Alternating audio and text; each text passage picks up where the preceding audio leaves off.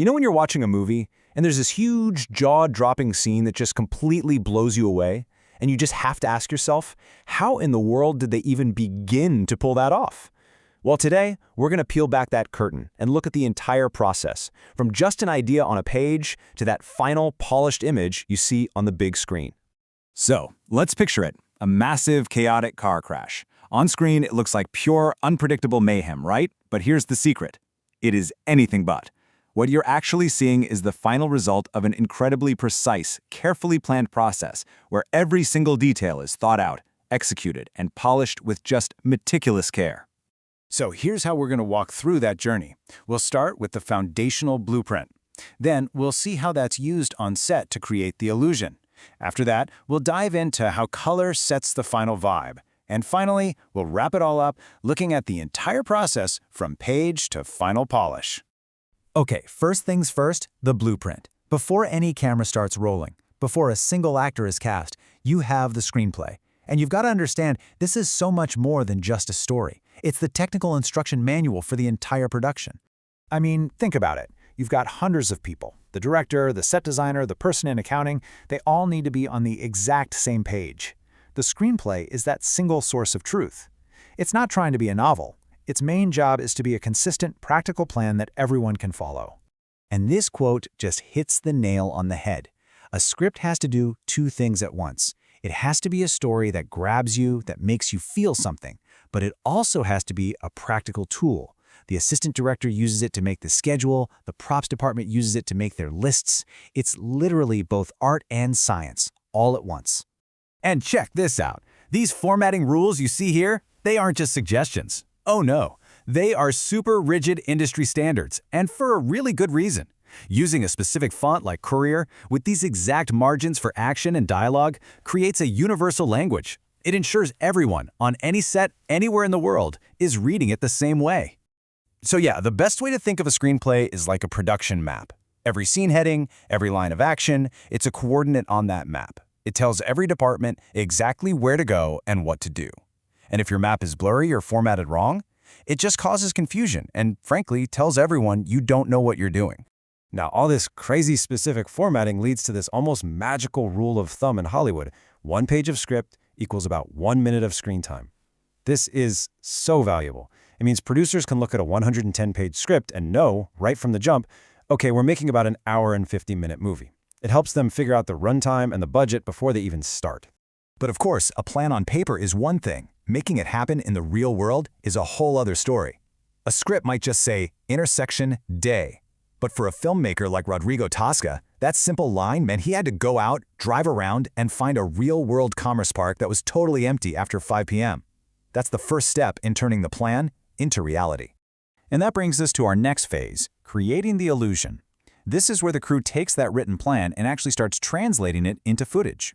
It's the part of the process that's all about creative problem solving and a whole lot of technical skill. So let's get back to our car crash. How do you do it safely and without $1 million budget? Well, Rodrigo Tosca breaks it down for us. First, you find a safe, empty spot. Then, and this is the key, you film each car driving toward the crash point separately. You gotta lock your camera down on a tripod so it doesn't move an inch. You get your close-ups of the driver's shocked reaction, and then in the edit, you just stitch it all together. Add some sound effects, and boom, you've got a car crash and no cars were harmed in the making of the movie. And here is such a great piece of advice that really shows you how precise you have to be. When you're filming different pieces that you know you're going to combine later, that camera absolutely cannot move. Even a tiny little wobble can completely ruin the illusion and just create a total nightmare for your editor. The lesson is simple. Get it right on set, because trying to fix it later is 10 times harder. All right, so we've got our blueprint, we've shot our footage. Now it's time for the final crucial stage, setting the vibe. This is where artists in post-production basically get to paint with color, giving the film its final professional look and its emotional feel. And let me tell you, this is not some niche, artsy technique. It's a standard part of professional filmmaking now. I mean, just in the automotive world alone, you've got over 15,000 creators using special color toolkits to get that high-end cinematic look. And the main tool they're using is often something called a LUT, which stands for lookup table. The simplest way to think about it is like a really sophisticated color filter, like an Instagram filter on steroids. It's a tiny file that tells your editing software exactly how to change the colors in your footage. Maybe make the blues a little more teal, or make the oranges pop, to create a very specific, consistent style. And the change can be absolutely dramatic. The raw footage that comes straight out of the camera usually looks kind of flat, a little boring. But after a good color grade, that same shot can have deep cinematic contrast, a rich sense of depth, and colors that feel vibrant and real. It's often what separates something that looks amateur from something that looks totally pro. What's cool is that modern toolkits are incredibly complete. They give artists a huge palette to choose from. You get presets designed for pretty much any lighting condition you can think of, from bright sunny days to dark gloomy nights. It's a whole system for crafting that perfect final look. So there you have it. We've gone from the very first word typed on a page all the way to the final, polished color. Let's just take a second and recap this incredible journey of how movie magic really gets made.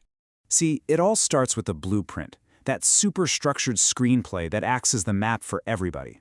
Then, that map is used on set to create the illusion, where all the creativity and technical skill brings those words to life. And finally, the vibe is set in post-production, where color grading adds that last layer of artistic polish. Every stage is different, but each one completely depends on the one that came before it.